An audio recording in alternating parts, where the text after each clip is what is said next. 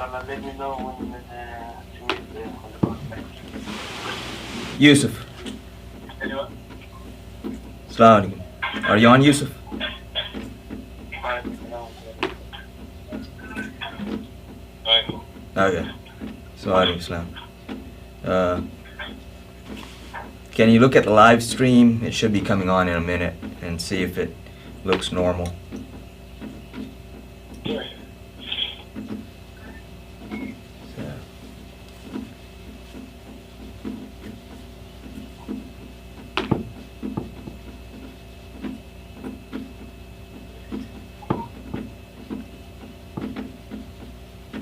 I guess we'll get started in a minute, inshallah.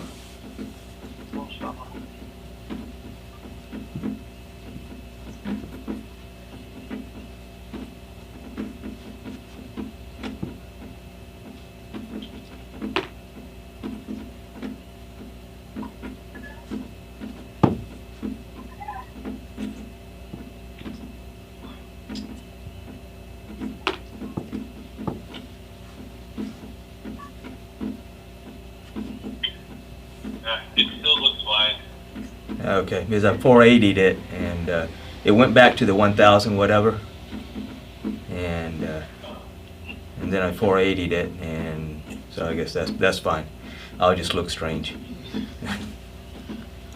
Okay. So yeah, inshallah, I think we'll get started, inshallah.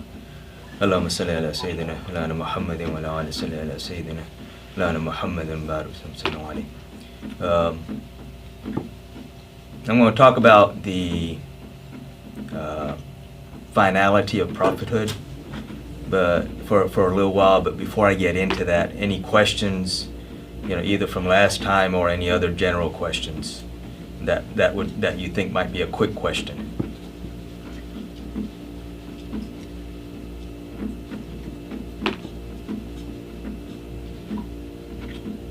No? Okay. And Brother Kelvin isn't here yet. I don't know if he's on his way or he was. Okay, so he's on his way. Of course, the weather has been rough.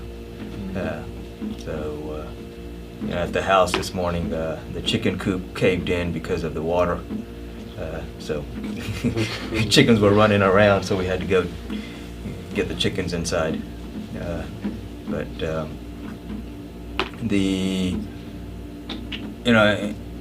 well, several points, before I get into what I want to talk about, and because I think it'll only take me about half an hour to cover it, but we'll see, inshallah.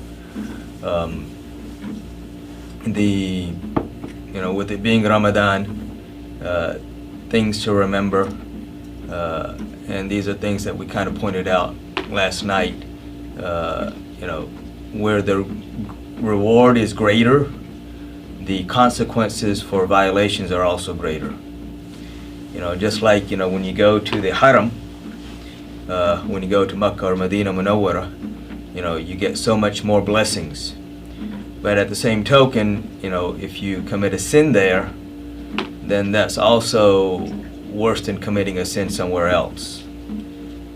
And the reason is that there are multiple violations in that. And if I commit a sin in some other place that's not, holy or not sanctified, it's just a regular sin. But if I'm committing it in a place that I know Allah subhanahu wa ta'ala has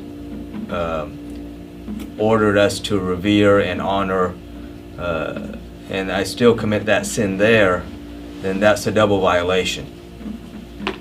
So the same way with Ramadan. Ramadan is a month of all these blessings, but part of the fast, the fast isn't simply staying away from food and water and being up at night for Taraweeh and these things that we normally do, but it also means to stay away from all those things that are forbidden at any other time anyway. And to violate that during this month, the consequences for those violations are worse than if I violated it in any other month. Is again because of the sanctity of the month itself. And I have no reverence for that. And as we were talking about Friday, the purpose of fasting is taqwa. the purpose of us worshiping Allah is to attain taqwa. Taqwa, of course, part of taqwa is being conscious of Allah subhanahu wa ta'ala at all times. And so, when we violate that, then there are other consequences that normally wouldn't occur. And so we need to keep all of this in mind. Ramadan is Ramadan, and we should not treat it like any other month. And we need to keep all of this in mind, inshallah. Any questions on that? All right, good.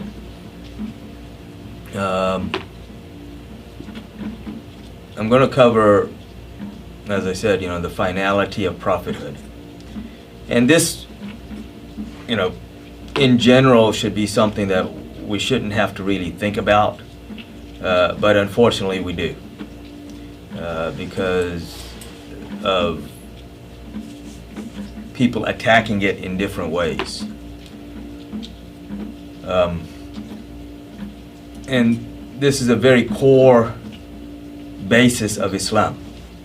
And the finality of Rasulullah Sallallahu Alaihi Wasallam is one of those core things that if anyone violates it in the least way,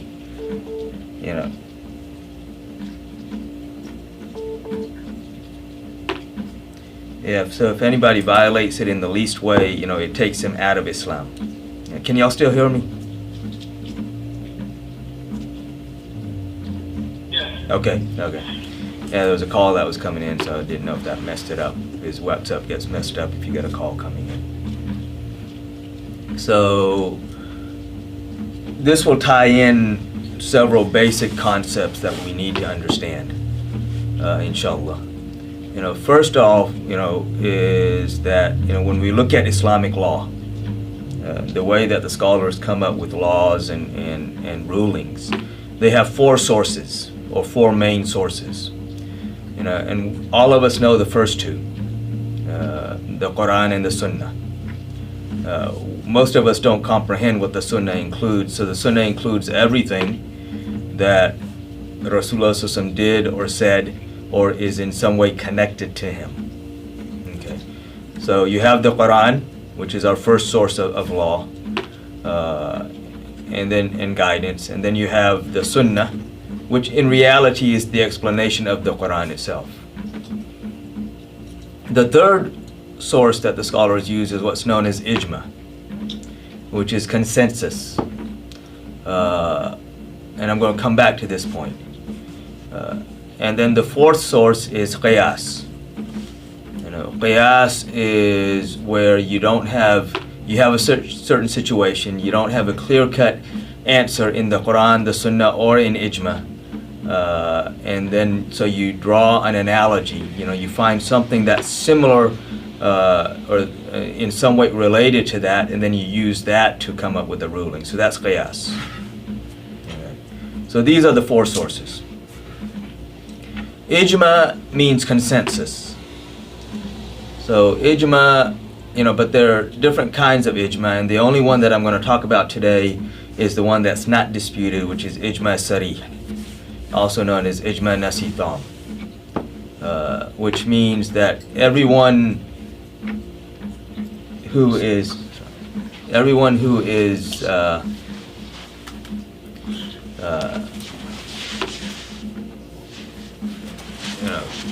qualified to make these decisions verbalizes his opinion. That this is my opinion, and all of them agree on it. There's not a single person who disagrees. And again, I'm saying qualified to make these decisions. So ijma isn't like, I take a vote, call the masses and take a vote. That's not ijma. Okay. Ijma is not as common as people try to make it sound. There are many things that there was no ijma reached simply because one companion differed on it. Either Abdullah ibn Masud had a different opinion, or Abdullah ibn Umar had some differing opinion, and so there's no ijma. One of the dumbest statements that I've heard related to ijma is somebody that was talking about the lineage of the Prophet sallallahu alaihi wasallam, and he talks and he gives this narration of a lineage, so and so, so and so, and all these, as far as the Rasulullah sallallahu alaihi wasallam, the son of Abdullah, the son of Abdul Muttalib, the son of all the way back to Adam alayhi salam. And of course, he includes in that Azar, which is, he claiming is the father of Ibrahim alayhi salam. And at the end, he says that this is the ijma of the jamhur. Jamhur means majority. So how can you have a consensus of the majority? Because if there's a majority, there's also a minority. So that tells you right there there's no consensus. But he made this statement so that he can confuse the people. He himself is confused and he wants to confuse everybody else. And people unfortunately get caught up in this fancy wording. Ijma of the jamhur, like it's something. That's a non-existent concept. Because again, any person with half a brain can tell you that, well, if there's a majority, then there has to be a minority. Otherwise, there's consensus. And if there is a minority or a majority, if you have one, you have to have the other. Then you have no ijma. You have no consensus. The reason that ijma exists is, in general, is that if you have something that's not clear-cut in the Quran or not clear-cut in the Sunnah, then the scholars will get together and say, no, this is what, this is my opinion, and this another scholar says. Again, these aren't just any scholars. These are scholars who have the background and the knowledge to come up with ijtihad, meaning, to formulate rulings. Okay. This isn't just Maulvi Saab on the corner. Or Sheikh so-and-so, because everybody's Sheikh these days. Everybody's Imam. So, these are, definitive people with the vast knowledge that's required to come up with ijtihad, come up with these rulings. And so when they all agree, then you have ijma sarih. And to differ you have ijma sarih of a generation, so no one can later come on and say, oh, I don't agree with this. If you have true ijma sarih, anyone who differs with that has committed kufr. Because Rasulullah sallallahu alaihi wasallam said that my ummah will not differ on, will not agree upon anything that is wrong. So when we look at the question of Khatam al-Nabiyyin, Rasulullah sallallahu alaihi wasallam being the last and final messenger, last and final prophet. We clearly, if you read the Quran, there are various verses that indicate this indirectly. And one of the most common verses or easiest verses to look at is verse 81 of Surah Al-Imran, where Allah subhanahu wa ta'ala is taking the covenant from the prophets. وَإِذَا أَخَذَ اللَّهُ مِيثَاقَ النَّبِيِّينَ. So the mithaq, or the covenant from the prophets, that when this messenger, when this Rasul comes, you're given the book and the wisdom, and when this Rasul comes, do you agree, to believe in him and support him? And they all agreed. And so that, if you read that verse, that clearly indicates that he has to be the last prophet. But Allah subhanahu wa ta'ala didn't leave it there. Because in Surah Ahzab, Surah number 33, verse 40, you have مَا كَانَ مُحَمَّدًا أَبَا أَحَدٍ مِّن رِجَالِكُمْ وَلَكِنْ رَسُولُ اللَّهِ وَخَاتَمَ النَّبِيِّينَ. And Muhammad sallallahu alaihi wasallam is not the father of any men amongst you. He is the messenger of Allah, and he is Khatam al-Nabiyyin. He is the seal of the prophets. Like when you seal a letter, that means it's done. There's no more coming. You're not putting another PS after that. It's sealed. It's done. So Rasulullah sallallahu alaihi wasallam is the seal of the prophets. He is the last prophet. So we have this verse of the Quran that clearly indicates and tells us that, yeah, he's it. But then you have various ahadith of Rasulullah sallallahu alaihi wasallam where he says La Nabi Abadi, that there is no prophet after me. And not just one hadith, but multiple hadiths. When he says to Ali radiallahu, when he didn't take him for Tabuk, and Ali radiallahu said, Ya Rasulullah sallallahu alaihi wasallam, you're leaving me with the women and the children. And Rasulullah sallallahu alaihi wasallam says that, is it not enough for you that you are to me like Harun was to Musa alayhi salam? But then he says immediately after that, he says, but la nabi abadi, lakin, la nabi abadi, but there is no prophet after me. When he makes the statement that if there were a prophet after me, Umar would have been a prophet after me, but again he says, la nabi abadi, there's no prophet, but there's no prophet after me. When he talks about his son Ibrahim, he says, if there was a prophet to come after me, it would have been my son Ibrahim. But then he says again, La Nabi Abadi, but there's no prophet. So that there's no ambiguity or no question, okay, that somebody could be. No, nobody can be. He's just hypothetically saying, if there were, but there's not. Okay. Slowly.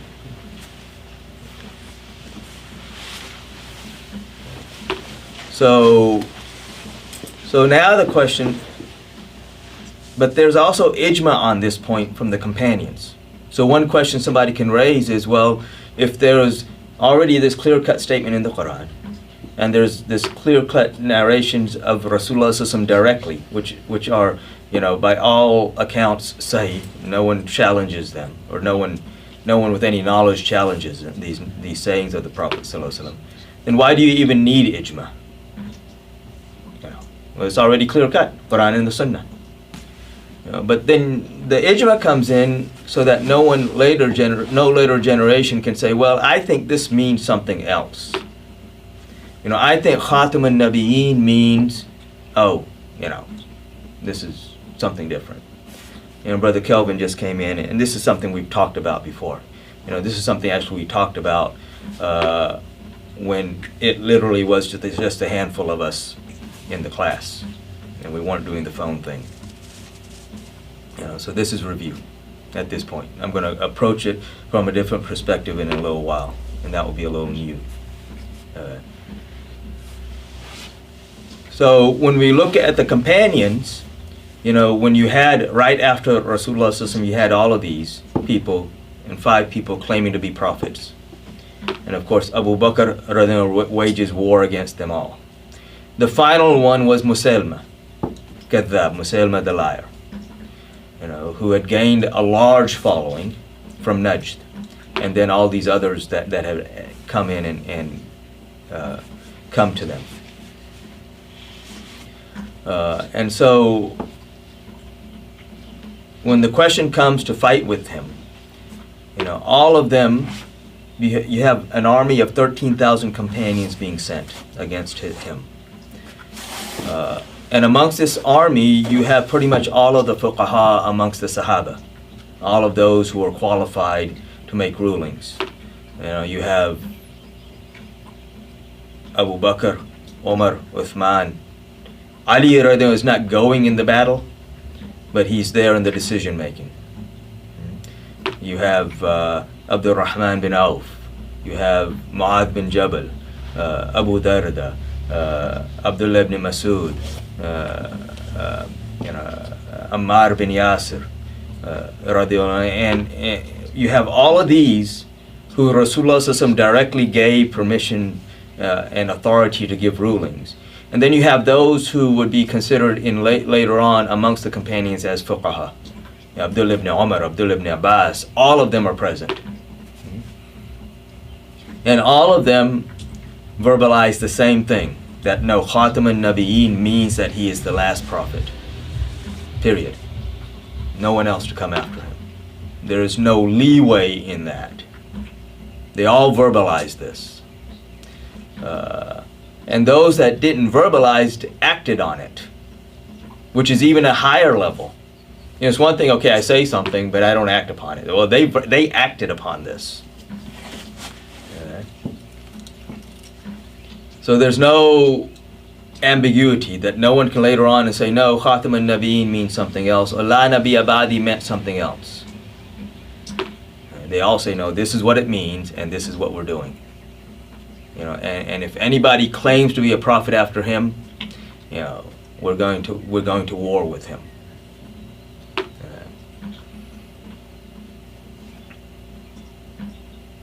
And this issue is so, I guess, heavy, that if somebody declares himself or claims to be a prophet after Rasulullah sallallahu alaihi wasallam, and somebody else goes to him asking for proof, well, tell me what your proof of prophethood is. Okay, you know, what basis are you saying that you're a prophet? With the intention of knowing whether he's a prophet or not. Even if he doesn't accept him as a prophet later on, so he listens to him and says, I don't think you're a prophet. He has left Islam, he is kafir. And the only way to come back into Islam is to say the kalma with the intention of coming back into Islam. He can say the kalma all he wants, but if he's not saying with the intention of re-entering Islam, he's not Muslim. Because he gave some weight to even the possibility of someone coming after Rasulullah sallallahu alaihi wasallam and being a prophet. Now, somebody goes there, you know, asking, okay, what's your proof? Because he wants to show everybody, look, this guy's a liar. Then he's Muslim. But again, if he's going because I want to see if this guy really is or not, you know, even giving the possibility any weight, whether he accepts him or not, he's left Islam. So this is why this is such an important point to understand. And this, you know, again, it should be second nature for us. But unfortunately, you know, because of the environment and all of the deception and everything that goes on, and people get caught up in words. And that's one of the things that also annoys me, is that, you know, they listen to the guy, and if he says something in a fancy way, oh, wow. Well, you know, I'm not here to convince anybody. I'm here to convince myself. And that's why when I hear things, you know, I don't, you know, even if it sounds good, I don't simply accept it. I need to analyze it. And I need to think about it later on. And that's the reason most people don't remember stuff is, they listen to it for the moment and then they don't ever think about it after that. And then the situation comes up again and they have no recollection of what they had heard or anything else. And then they say, well, you know, I can't remember anything. Well, that's because you're not pondering over anything. This is why Allah subhanahu wa ta'ala keeps telling us, ponder over the Quran, ponder over the Quran. Okay. So, basically during the time of the companions, radiallahu anhum, you know, all of this stuff was laid to rest. Okay. But Rasulullah sallallahu alaihi wasallam said that there will be 40 Dajjal, 40 false prophets who will come between him and the actual final Dajjal. And so one of them, you know, is that guy, you know, whose photo we showed when we were talking about this way back when. You know, you look at his photo and, you know, he's so good looking you just want to puke. You know, and, you know, but, so, you know, and that's one of the other things about prophethood is Allah subhanahu wa ta'ala has created all the prophets very, very charismatic and very attractive, so that no one later on can have the excuse that, well, you know, I was so repulsed by him, I didn't go and even talk to him. But, so, but this, you know, these are issues that hypocrites within, you know, the fifth column within the Muslims keep trying to bring up. And then the outside forces have always tried to bring up.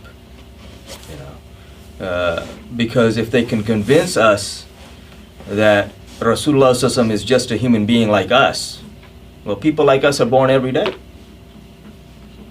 Which means that, you know, if he's like us, then people like him should be born every day. Which then leaves you open to the possibility of a prophet coming after him. You know, and this is why they push this issue. You know, trying to cram it down our throats. Oh, He's just like us. So this brings me to why I even brought this up today. And is that there's a book that was written in the late 1800s, Tahzir al-Nas, by a scholar from India named Qasim Nanatwi. And I want to give you the premise of the book first, or what he claims is the premise of the book. And then we'll get into the book itself.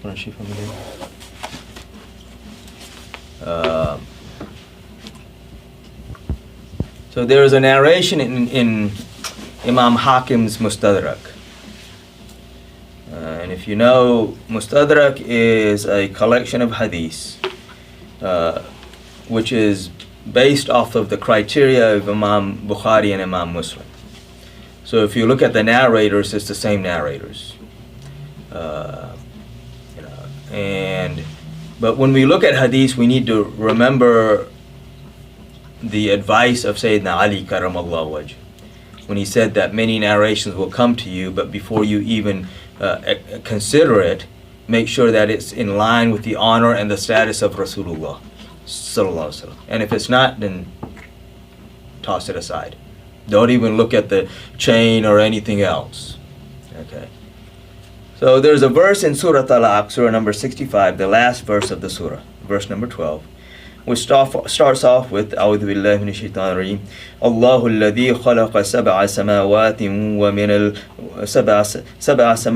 ومن الأرض مثلهن. Allah is He who created the seven firmaments, this is Yusuf Ali's translation, 7 heavens, and the earth a similar of a similitude. Okay. Now, if you look at the Quran in general, when you talk about heaven or the skies, or the sky, it talks generally in plural. You do have some places where you have singular heaven, and other places where it's sab'a samawat, the 7 heavens. Ard is always singular. Okay, you don't find in the Quran arad, which would be earths. Okay. But here you have a questionable indication where Allah subhanahu wa ta'ala says the 7 heavens and the earth of a similitude, which raises the question, are there other earths? Okay. So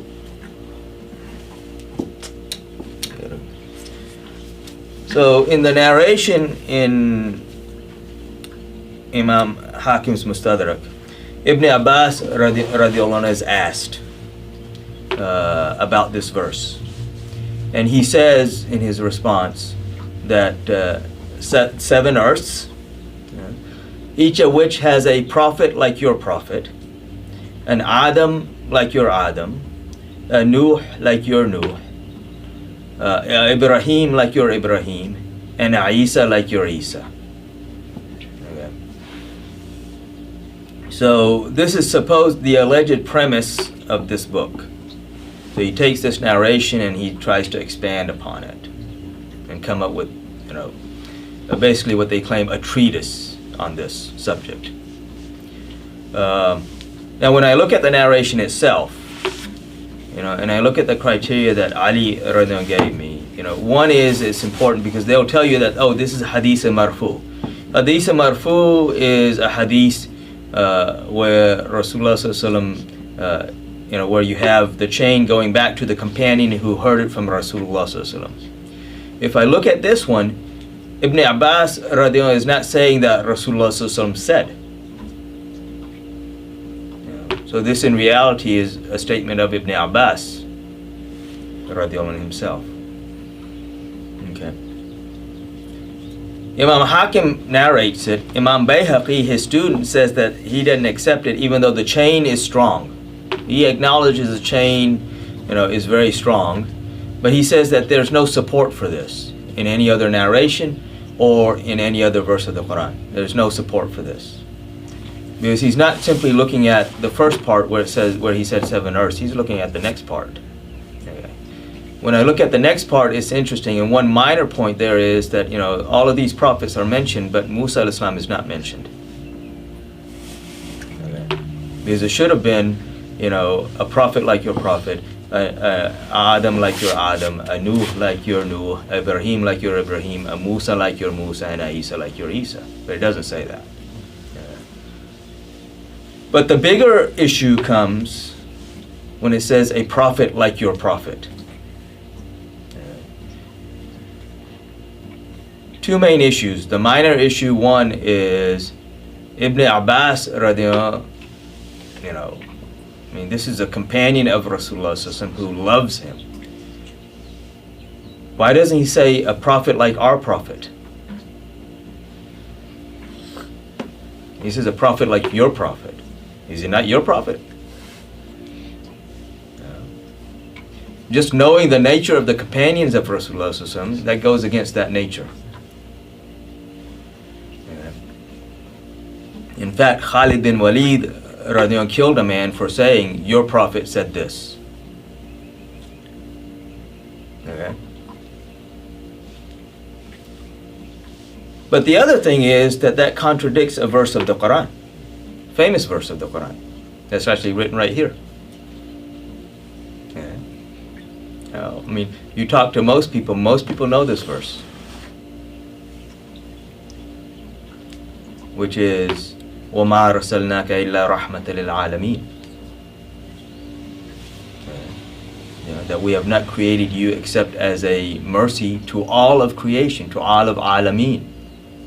Alam is world, but alam in reality is anything other than Allah. And not just a single alam, he says every alam. Alameen. So you are the mercy to all of creation. You are the mercy to everything that Allah subhanahu wa ta'ala has created. How does it contradict this? Why can't you have... I don't have any problem with there being more than one Ibrahim or more than one Musa or more than one Isa alayhi salam. But if there's more than one Muhammadur Rasulullah sallallahu alaihi wasallam, then which one is a mercy to the other? It contradicts the verse. And you understand that, right? Because, okay, you're the mercy to all of creation. Because if these are messengers that are being sent to these other worlds that are different from these messengers themselves, okay, it's there's some people, it's talking about the multiverse. I don't have a problem with the multiverse. Does the multiverse affect us? No. Because I don't know, if there is a multiverse, and there's an alternate me somewhere, but I don't know what he's doing. And he doesn't know what I'm doing. Right? So, Musa al-Islam and Isa al-Islam and Ibrahim al-Islam, they are not rahmatul lil alameen. So if you had more than one of them, that's not a big deal. And this gets back to where Allah subhanahu wa ta'ala says, وَقَوْلُهُ الْحَقِّ, what he says is the truth. So he cannot lie. It's an impossibility for him to lie. And when he makes a statement, and this is one of the things, when we've talked about the laws of abrogation, right? What was one of the things we mentioned? That any verse, in honor of Rasulullah sallallahu alaihi wasallam is never abrogated. And when Allah subhanahu wa ta'ala gives a position to Rasulullah sallallahu alaihi wasallam, he does not take it back. He made him Nabi, but then he made him Rasul. He didn't say, oh no, you're not Nabi anymore, now you're Rasul. No, you're still Nabi and you're Rasul. And then he made Sayyidul Anbiya, you are the master of all the prophets. Oh no, you're not Rasul, you're just Sayyidul. No, he's all of that. So the same way when we say that you are a mercy to all of creation, everything Allah subhanahu wa ta'ala has created, and it's talking about the singular form, that you, the singular form, sallallahu alaihi wasallam, are the creation are the mercy to all of creation, then there can't be an alternate him, because then who's he a mercy to? You follow that point? Yeah. So it violates that verse of the Quran. Okay. But these people, they take this verse or not this verse, not rahmatullah, but they take this statement of Ibn Abbas, or alleged statement of Ibn Abbas, which is also interesting to me because these are some of the same people who, when you look at the narrations in Imam Hakim's Mustadrak about the honor and the status of Ahlul Bayt, they want to claim that, oh, he was Shia. I mean, either he's Shia or he's not. Pick one. So if you're going to accept this narration from him, then why do you have problems with the other narrations then? If that's the criteria that, oh, he narrated, well, okay. Yeah. So this is the premise, this narration is the premise of this whole book. And we had heard, me and my father, we had heard, some of the things that are written in the book, and one of the statements that's made in the book is that even if a prophet comes after Rasulullah, it doesn't change the fact that he's Khatam al-Nabiyyin. And, which is a contradictory statement in itself, if you acknowledge the meaning of what the word means. So this is what we heard, but, of course, people say stuff. So my dad asked, a guy that he knew that was going to India, he said, I want you to bring a copy. And it's not a big book. And you can find it online, actually. You don't even have to order it. It's in archives. It's in Urdu. So he got the book. And the book is published by their publishing company. So it's not like, oh, somebody else published it. Because there is a company in Pakistan, Taj Publishing Company, that that is run by those guys who follow this ideology. And they also published a translation of Imam Ahmad Raza Khan's translation of the Quran, but they changed it. They put things that were not appropriate in there. Well, this is published by their publishing company, and if you read their reviews on it, their scholars' reviews, oh, this is such a great treatise on this subject. He handled this subject with such utmost, precision. This is how they talk about it. And then when they talk about scholars that criticized it, then say, oh, they don't know anything. They talk about Ahmad Raza Khan. Oh, he didn't know anything. And he just was mad and wrote this argument against it. Okay. So let's see what he said. Because when we got it, it ended up being worse than what we had thought. Literally. One of the opening statements in there, when I translate it, literally, he says that, the common person thinks that Khatam al-Nabiyyin means that Rasulullah is the last prophet. But the Ahl-i Ilm, the people of knowledge, know that there's no virtue in being the last of anything.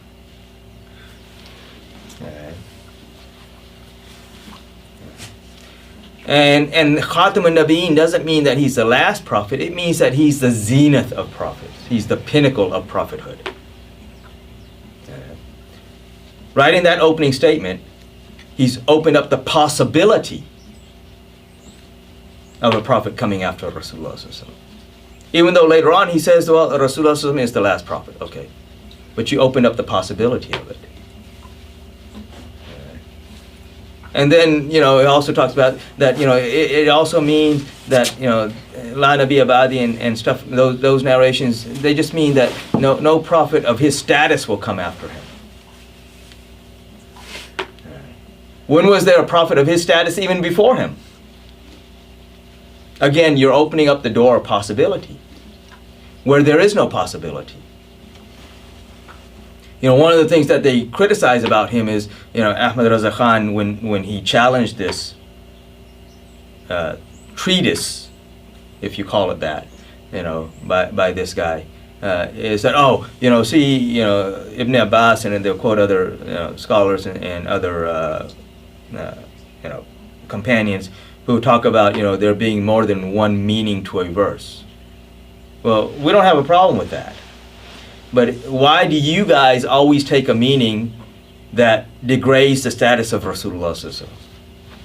There is no verse that degrades the status of Rasulullah. And if anyone takes that kind of meaning from it, then there's no way that it's right. And so, no. See, we're defending Tawheed. Come on. Who taught us what Tawheed is? And they don't even know what Tawheed is. But Rasulullah is the one who taught us what Tawheed is. But they want to hide under this cloak, or this rag, rather, I shouldn't call it this rag, So this is how they use fancy terms in here again, like the ijma of the Jamhur. What's that? Okay.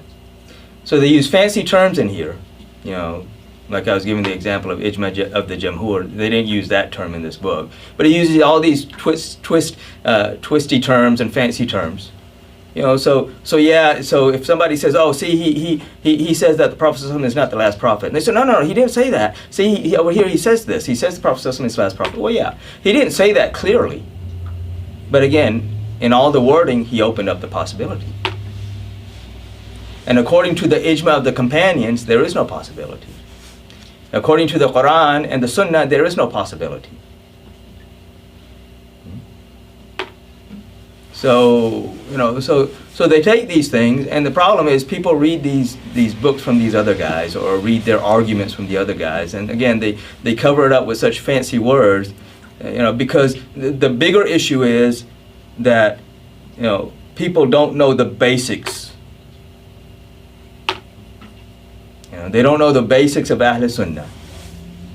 And then they want to go and listen to these other guys, or read their books, or listen to them on YouTube, and get confused, and they say, oh, no, I'm just taking the good stuff. Well, how do you even know what the good stuff is when you don't even know what the basics are?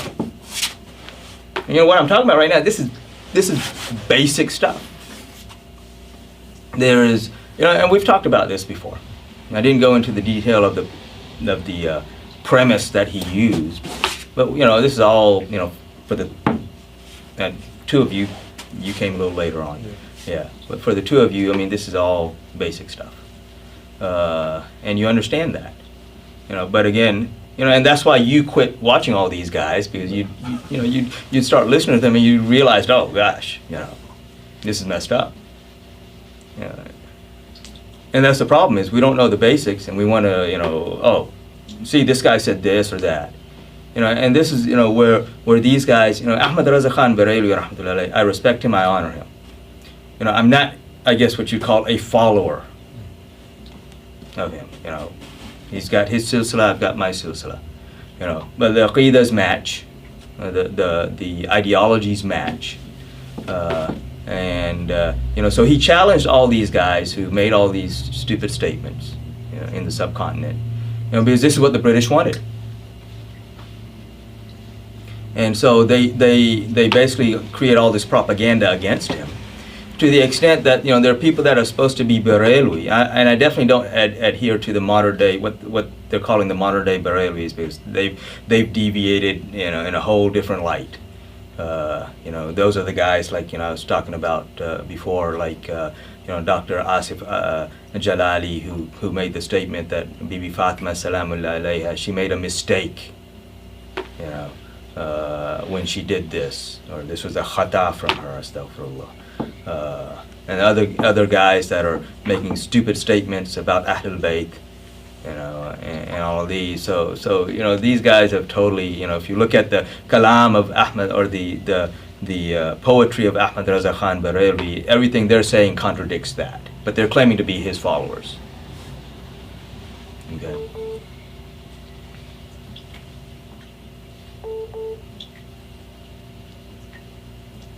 Yeah. So,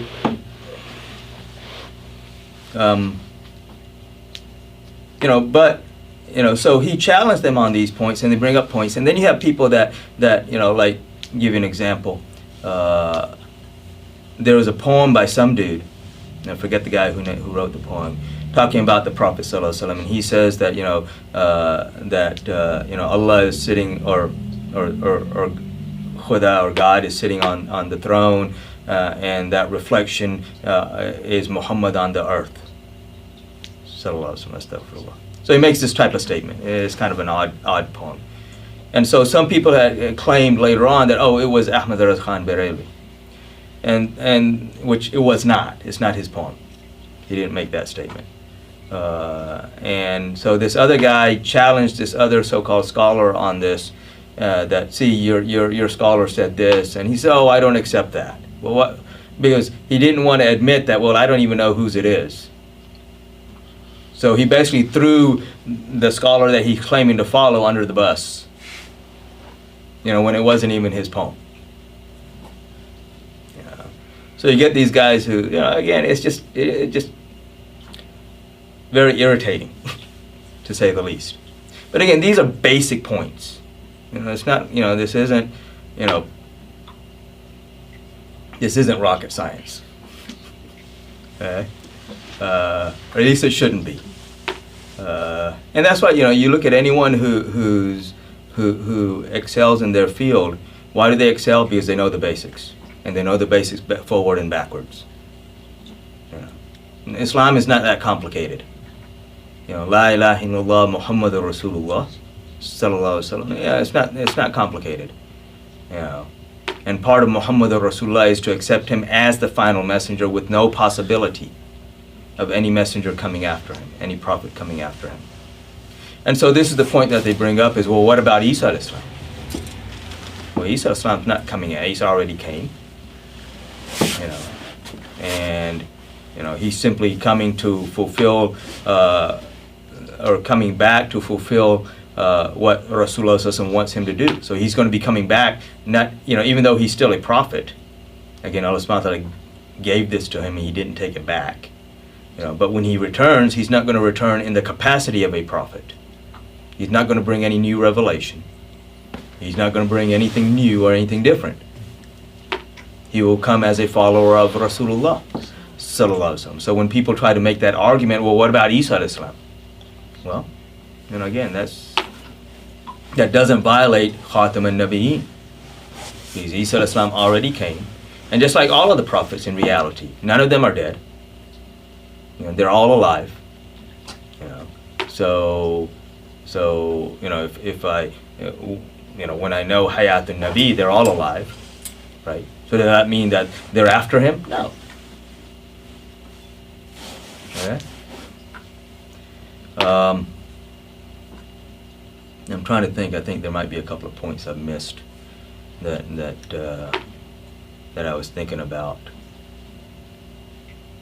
But even, if you get these basics, and, as far as dealing with these types of people or people sending you an article about this, and, you don't need to read everything yet. Like with this, somebody sent me this 93-page thing. I read the first two statements and I knew, okay, well, that's a bunch of garbage. I don't need to read any further. Because it's violating so many different things right in those first few statements.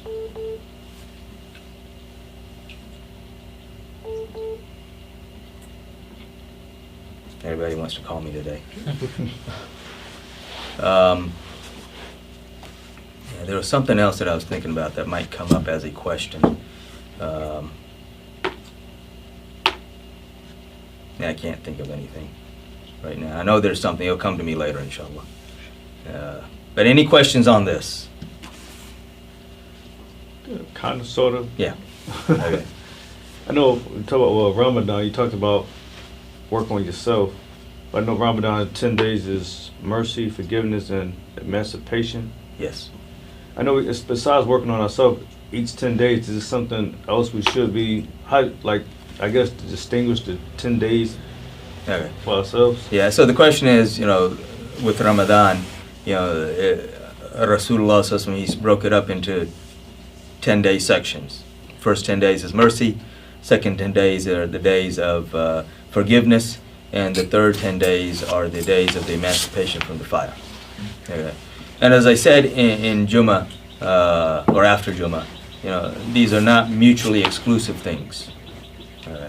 Because if only those will be emancipated from the fire who attain his forgiveness. And only those attain his forgiveness who attain his mercy. So these are kind of, I guess, demarcations, because this is kind of the path that you take. You do those things which acquire His mercy, and so this is, so the first 10 days you're basically warming up. You think about it that way. You're kind of warming up. Okay, this is the time. So I'm starting to do those things that I'm supposed to be doing. And in doing that, now, once I've started doing those things that I'm supposed to be doing and staying away from those things that I'm supposed to stay away from, okay, I've attained His mercy. Because He looks at mercy, for those who are connected to the mercy to all of creation, who is Rasulullah sallallahu alaihi wasallam. Okay, so we get that, and then so once I begin to attain His mercy, now I want His forgiveness, because the forgiveness is for everything I've done before. Right now I'm attaining His mercy, but what about everything I've done before? So now I'm focusing my attention on attaining that forgiveness, and going back and kind of reflecting on everything before, and attaining that, and asking for forgiveness through the wasila of Rasulullah sallallahu alaihi wasallam. And then once I do that, then the last 10 days being the emancipation from the fire. So I've and this is a concept that most of us don't grasp. Here, Rasulullah sallallahu alaihi wasallam broke them up, right? Just because He forgave me doesn't mean that I'm free from the fire. If we look at ourselves, and this is the status of Allah subhanahu wa ta'ala, kind of word this correctly. Allah subhanahu wa ta'ala is not obligated to anything, right? We can do all of the right things, but He's not obligated to give us paradise. This is His mercy that He gives us paradise. The same way, we can do all the wrong things. Well, He's not obligated, not to put us in the fire either. He can. That's His decision. So just because He's forgiven us doesn't mean that we are now free from the fire. And the physical fire is one thing, but the fire within us, those things that lead us, that led us to those bad things before, we need to extinguish that fire within us, and replace that with the good fire.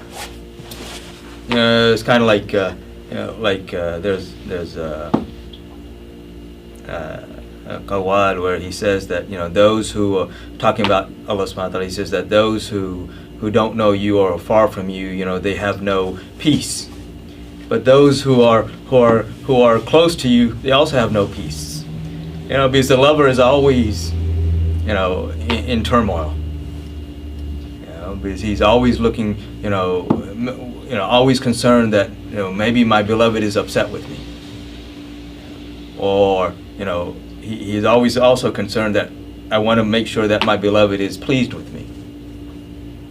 So the fire, emancipation of the fire here, of course, is that bad fire within us that's leading us, so that after Ramadan, we don't just go back to the same old habits. It's like people that want to lose weight. They get on these fad diets, and they lose a ton of weight. They get to their goal, and then what do? Go back to their old habits, and now they gain twice the weight that they lost, right? So that's not the purpose of Ramadan. Ramadan is something that should carry over until the next Ramadan. So this is, I guess, that sort of answers the question, as far as kind of what you want to focus on. Okay. Anything else?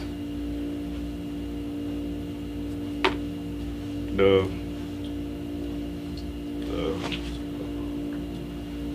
guess the last The last day of Ramadan, we would make the salat. That's Oh, yeah, Salat al-Tasbih. Yeah, we do that here. You know, it's not necessary that you do it in Ramadan. And yeah, Rasulullah sallallahu alaihi wasallam, he gave this as a gift to his uncle Abbas, radiallahu anhu. And he told him that, you know, if you make this, then Allah subhanahu wa ta'ala will forgive your sins, you know, major or minor, known or unknown, old or new, and one other. I'm blanking on that. You know, and he told him, he said, if you can make it every night, make it every night. And if not, then make it, you know, once a week. And if not, then once a month. And if not, once a year. And if not, then at least once in your lifetime. Amen. And that's the one where we make salat, you know, the tasbih, which is subhanallah, alhamdulillah, wa la ilaha illallah, wallahu akbar. You know, we say that 75 times in each rakat. So over the 4 rakats of salat, we do it 300 times. So we generally hear, you know, because people are coming, like on the 27th night, people are here, so we'll do it in congregation. There's no restriction on it, whether you do it in congregation or do it by yourself, you know, or however. So that's what that is.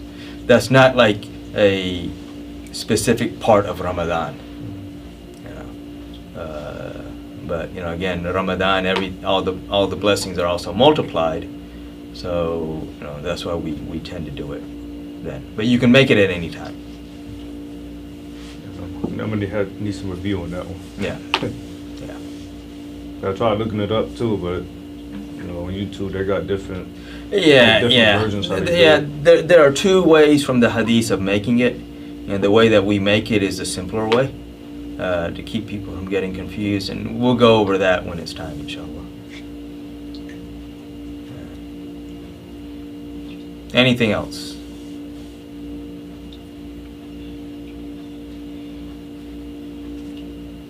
I think I got nothing this time.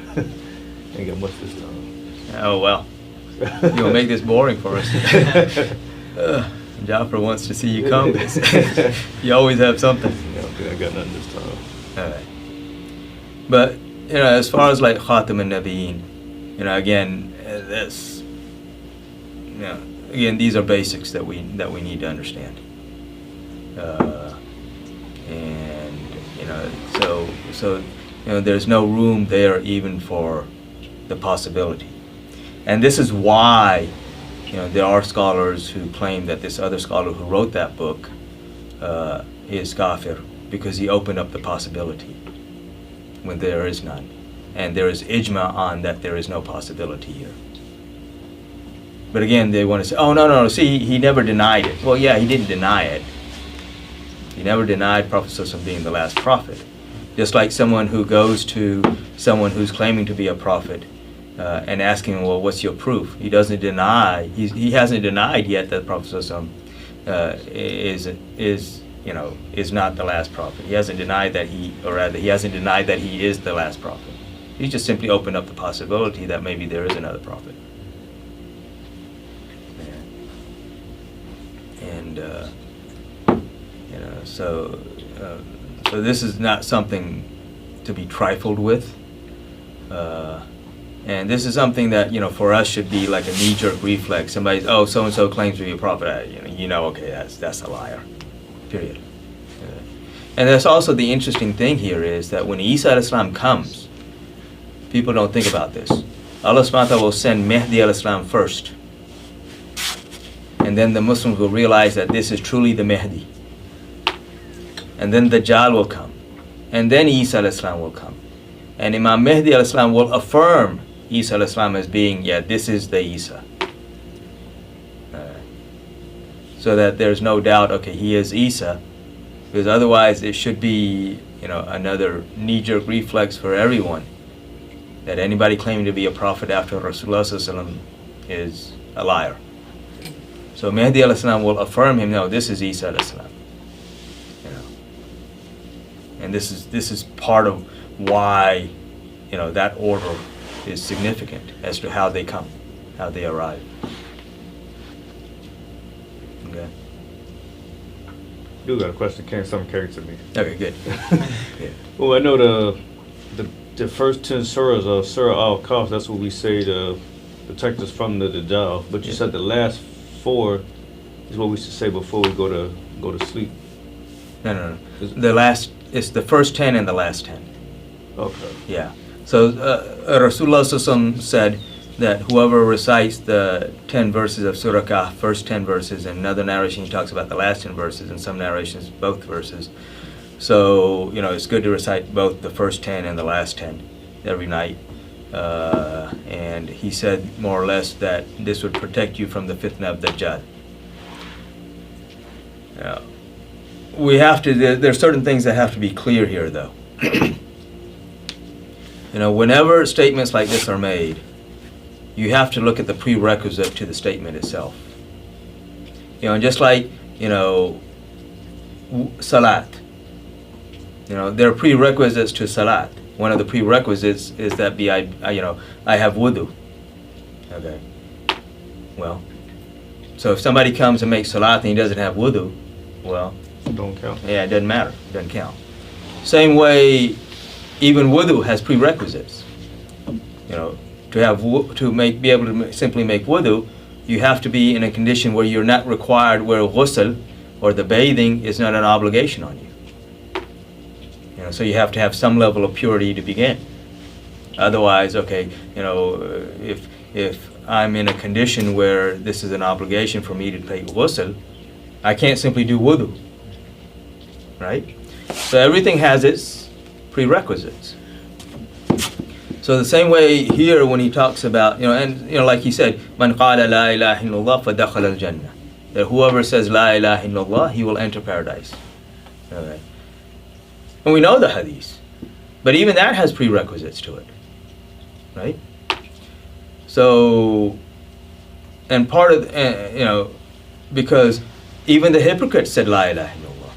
And we know that they will be in the lowest part of the fire. The worst part of the fire.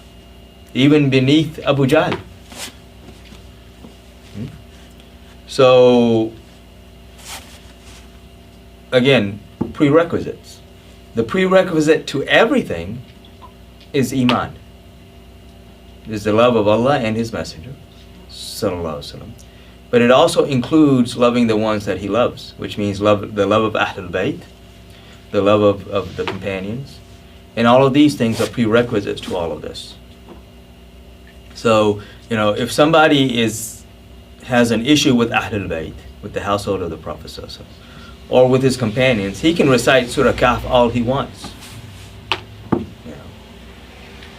That protection that's guaranteed isn't guaranteed to him because he hasn't fulfilled the requirements. This is why people try to object to the statements of certain awliyaullah, like Mu'inuddin Chishti rahmatullahi, who said that whoever comes and meets me through this door, he will enter paradise. How can he say this? You got Hindus and Sikhs and everybody coming through that door. Well, again, there are prerequisites to that. Those who meet the prerequisites who enter through that door to meet him. That's who he's talking about. The same way where Rasulullah SAW said that whoever does this, he will enter paradise. Again, you had hypocrites that were in those situations. They didn't apply to them because they didn't fulfill the prerequisites to it. Okay?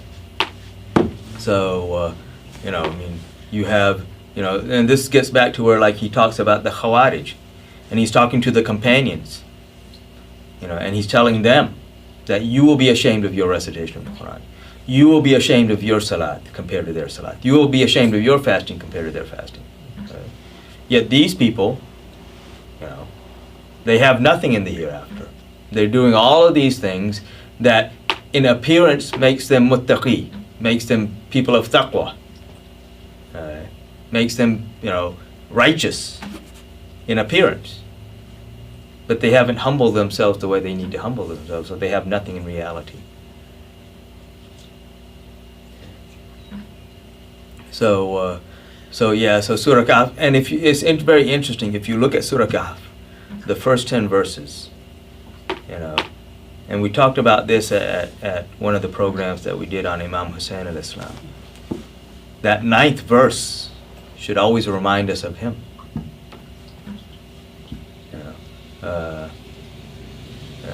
what it's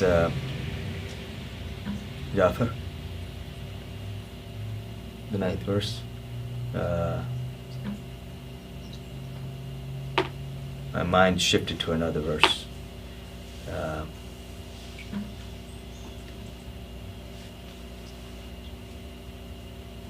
Ajaba. It's right before the children asked for. Yeah, it's the that. Do you consider the story of the people of the cave as something strange? Make it signs, something about being signs or whatnot. No, well, what it was is, you know, you say, huh? إذا क्या؟ इस जोर से साफ साफ. إذا إذا والفتية.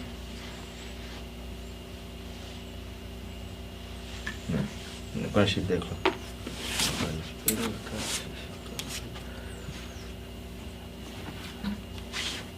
إذا فتية للكهف فكانوا.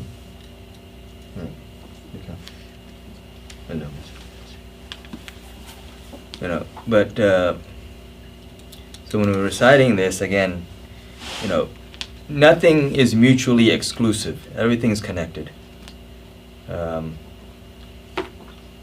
And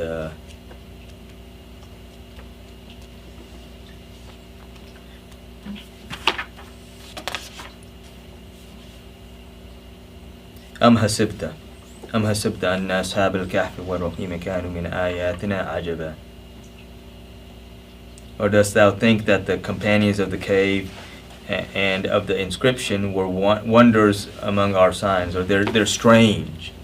You know, so this is a rhetorical question. Do you think that they're strange, that this event is something unusual?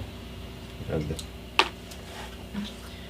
know, but you know, but if you look at the story, tyrant king comes. What do? They run away, hide in a cave so they can worship Allah.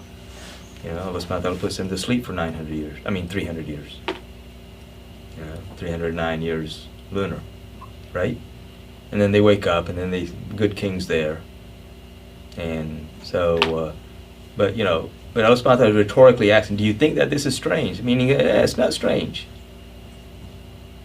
Yet the story of Imam Hussein al-Islam is very strange. That when the fitna came, he didn't run away. He went towards it. You know, not to embrace it, but to destroy it. You know, the natural inclination is, oh, tyrant comes, let me run off. His was totally against the natural inclination. His story is more strange. You know, and then, you know, his blessed head giving dawah on the way to Damascus. Very strange. So when we read these verses, we should remember that, because, you know, the fitna of Dajjal is all around us, right? So we need to look at his example, the example of Imam Hussein al-Islam. That he, you know, because, you know, if he had said to read all of Surah Kahf to be saved from the fitna of Dajjal, he said the first 10 verses, and those first 10 verses don't go into the details of the story of the people of the cave. Yeah? But it gives us this glimpse. And then we see the contrast between their story and the story of Imam Hussein al-Islam. And then we realize, why is this a rhetorical question? Allah subhanahu wa ta'ala is saying, this is not strange. Why do you consider this strange? Imam Hussein al-Islam is saying, yeah, that's not strange. I'm the strange one. Where Rasulullah sallallahu alaihi wasallam also said that Islam came as something strange and will return to something strange. Or came in amongst the poor or the destitute and will return to those that are poor and destitute. So, you know, when I look at Imam Hussein al-Islam, you know, he is the leader of the youth of Jannah, or amongst he's one of the leaders of the youth of Jannah, along with his brother. You know. And Imam Hassan al-Islam we're going to be talking about in Fridays, inshallah, starting this Friday. I'll see if I can get to that, or I want to get to that, because he was born on the 15th of Ramadan. And he's not one that unfortunately, no one really talks much about him. Yet, Rasulullah SAW said that he is the master of men. So when I look at their stories, those are the stories that should inspire me as to how to protect myself from the fitna of Dajjal.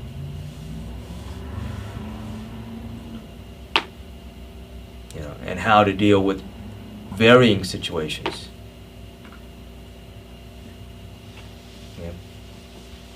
I don't know what I got. I thought I had 4 verses before you go to. No, it's the last 10. Okay. So the first 10 and the last 10. Is there a Quran up there that got the Arabic translation too? Like I said, sometimes I want to try to like. I'll put words together. Right, like I said, 'cause I Yeah. try to do it with YouTube and try to go off of that, but I don't want to No, you cite can. the wrong thing. Oh, the transliteration? Right, 'cause like I said, if I'm trying to like learn a dua or a sunnah or surah or something, Yeah. I look up the title on YouTube and I'll say it with it, but I don't know. Yeah, Sometimes if I you're don't saying know if it it's correctly the or actual, not. Yeah. right. Yeah. I think the better thing would be, because, even if you look at a transliteration, you still really don't know. Mhm. So just, when you're doing that, just when you come, just bring it up and we'll go over it, inshallah. So I bought like a little book that's like how to memorize like I think it got like 10 or 15 different surahs. Okay, good. Yeah, I don't want to keep reciting the wrong thing to end up being wrong. Yeah, because wrong practice makes even worse. Right. So, practice doesn't make perfect if you're not practicing correctly. Right.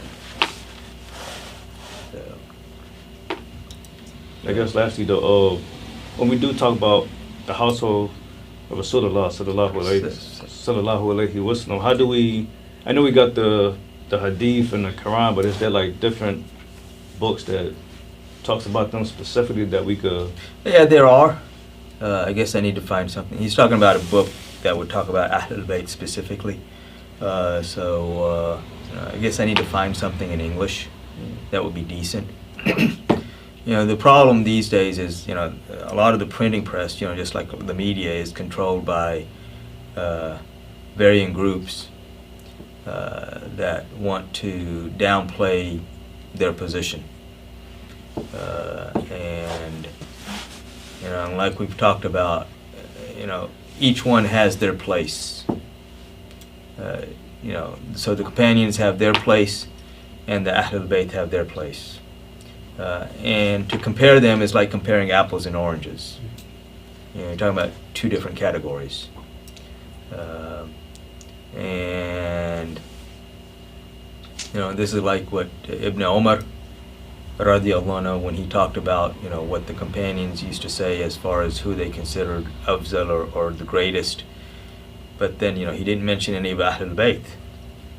And so when he was asked about this, and this is in Tabari, the first part of the hadith, and actually I got a few minutes here, we've talked about this before, when we were talking about hadith and narrations and stuff. Like we said before, Imam Bukhari, you have to understand, governmental restrictions. Just like censorship today, it was no different in the past, during the time of the kings, and now, of course, the time of the tyrants. The kings, like kings do, they always wanted to show their own position. I'm the greatest, my family's the greatest, and stuff. And so, they had and in order, if you look at the time of the kings, especially Banu Umayyah and Banu Abbas, their emphasis was downplaying the status of the household of the Prophet ﷺ. The reason being, with Banu Umayyah, of course, they were direct confrontation there. Banu Abbas wasn't a direct confrontation, but they had stolen the authority from the household, and they knew that these were the only people that could overthrow them. And we've seen this even like today, in the recent past, like with in Egypt Nasser Jamal, and in Iraq Saddam. What did he do when he came into? What did these guys do when first thing they did when they came to power? They killed many of the scholars. Why? Because they knew that these are the people that could get the people against us. So this is how Banu Abbas viewed the household of Rasulullah sallallahu alaihi wasallam. And household here meaning, the lineage of Imam Hassan and Imam Hussein alayhi salam. Okay. And so they put restrictions. And if anybody violated those restrictions, they were either killed or imprisoned and other stuff. So some scholars kind of said that, well, we need some way to get the message or the knowledge across. So you have the narration in Sahih Bukhari where Ibn Umar is asked about, the fazilat or the virtue or the status of the people after Rasulullah sallallahu alaihi wasallam, and he said in the statement that's mentioned in Bukhari, he simply says that the companions used to say that Abu Bakr is Afzal, and then Umar is Afzal, and then Uthman is Afzal, and then we would say remain silent. Okay. The hadith in Bukhari ends here. Because if Imam Bukhari had put down the actual rest of the hadith, he would have been either imprisoned or killed, or the books would have been destroyed. Because the natural question after that is, well, you mentioned all of these, well, what about Ali? And so we find the rest of this hadith in Tabari, and with an authentic chain, where he is asked that exact same question, which would be the natural question to ask. Because if the guy asks, okay, who do you consider? The natural next question after, if you stop there, is, okay, well, what about Ali? And so when he's asked about Ali, he says, oh, he's Ahlul Bayt. He is from Ahlul Bayt. He's from the household. This is a different category you're talking about now. That's what he says. He said, these are different people. This is Ahlul Bayt. He is Nafs Rasul. He is the self of Rasulullah sallallahu alaihi wasallam. So, you can't compare that. How can you place even, anyone? How can you place anyone or anything, above even a portion of Rasulullah sallallahu alaihi wasallam, even a drop of blood of Rasulullah sallallahu alaihi wasallam? How can you do that? And so that's the rest of his statement. It's not mentioned in Bukhari because, again, Imam Bukhari, if you read many of the hadiths in Imam Bukhari, you realize that, okay, yeah, he stopped here for a reason. Yeah. But, the natural thing is that, yeah, there's more to it than that. And so this is, again, a point that most people don't, so they'll accept the part in Bukhari, but they don't want to accept the rest of it because it doesn't fit their agenda. Which again comes back to prerequisites. Part of the prerequisite is the love of Ahlul Bayt. And this is what Imam Ali Rida. Imam Ali Rida is the son of Imam Musa Kadhim, who's the son of Imam Jafar Sadiq, who's the son of Imam Muhammad Baqir, who's the son of Imam Zain al-Abidin, or Ali Zain al-Abidin, who's the son of Imam Hussein al-Islam, who's the son of Sayyidina Ali Karamallah Wajh, who is, the companion, the son-in-law, and the nafs of Rasulullah sallallahu alaihi wasallam, and the cousin of Rasulullah sallallahu alaihi wasallam. So many different connections there. Okay. So when Ma'mun Rashid became the king, after an internal struggle within Banu Abbas, he realized that the only way he could keep power was to appoint Ali Rida as his heir apparent. Otherwise, the people would turn against him. So that's what he did. But as kings plan, so he planned. So what he did was he took him. Khurasan was the area which, we've talked about this. It's basically most of Afghanistan, part of Iran, and that general area is Khurasan. if you look at Khurasan, this is the place of the Muhaddisin. You know, Imam Bukhari, Imam Muslim, Imam Tirmizi, Imam Nisai, they're all from Khurasan. Imam Abu Dawud and Imam Ibn Majah are from Iran. So he asked, you know, so he took him on this tour, because now he's the king of the whole empire. You know, he's defeated his brothers, and so he says, okay, let's go. So he takes him on this tour to Khurasan. When the people of Khurasan hear that he's coming, they were all, you know, all waiting for him. So in one narration, they're like, you know, 15,000. But, you know, even if they're not 15,000, there were thousands of muhaddisin gathered there. People that studied and wrote hadith that are gathered there when he arrives. And they request him to give us a narration, tell us a narration that you've heard from your father, who heard from his father, who heard from his father, who heard from his father, you know, until he heard from Rasulullah sallallahu alaihi wasallam.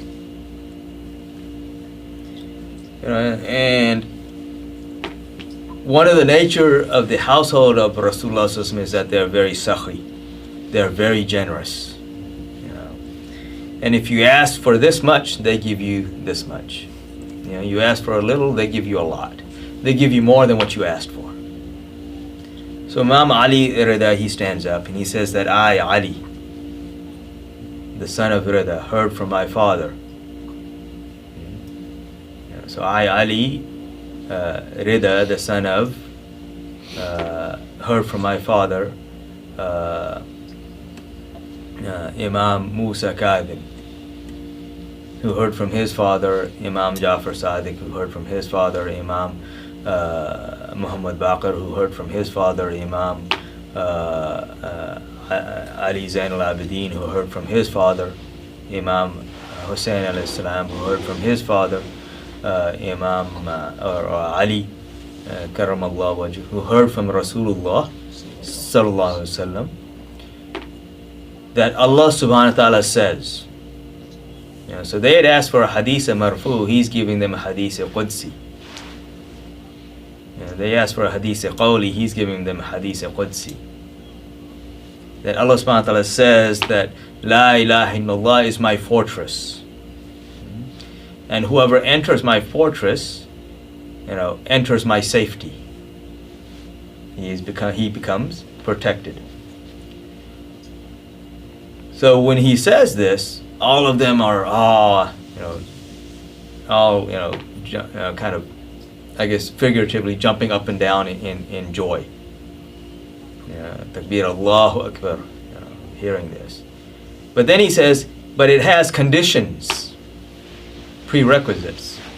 And he says that, and I am one of its conditions, meaning the love of Ahlul Bayt is a condition for this.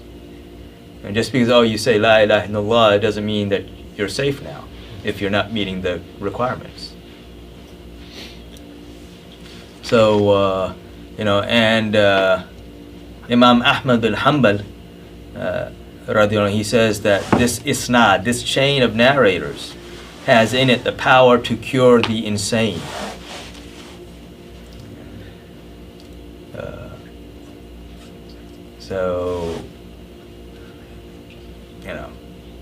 But again, that kind of ties up a lot of things that we said today.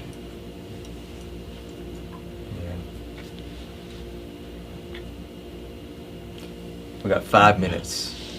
Hey, speaking of Iraq and Iran, Yeah. I noticed all these flags are the same color. They have the same color in the flags: the black, green, red, and white. Well, it gets back to, it's sort of like, if you look at European flags, they all got red, white, and blue in there. So, different places, something started out, there's usually some significance, white, and then the green, the green and the white, being considered good, and, of course, the green dome of Rasulullah sallallahu alaihi wasallam, and, the white clothes that he wore. Whether these guys are doing this for that reason, I don't know. But you go to a certain area and you'll see that commonality in colors. So, like I said, European flags, yeah, they're all red, white, blue, in general. Flags in the Middle East, yeah, they generally got green and white, and then either some yellow or some black or something in there. Yeah, before I became Muslim, I read somewhere it's supposed to have represented like some horses or something. I don't know. Uh, I don't know.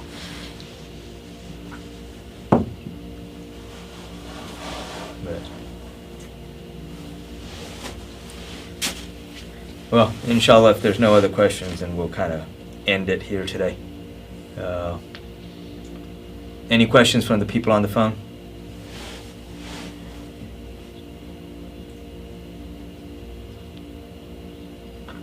Nope. Okay. So, well, inshallah, we'll end, and if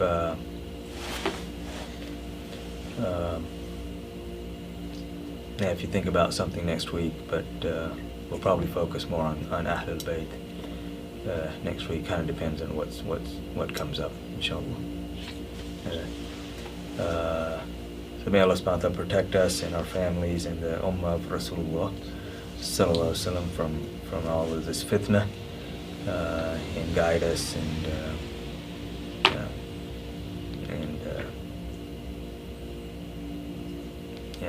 inshallah.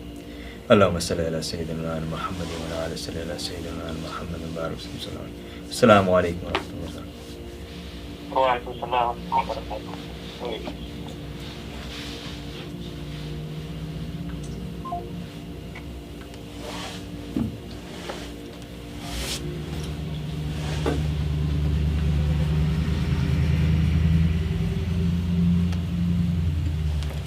Okay, let's make salat.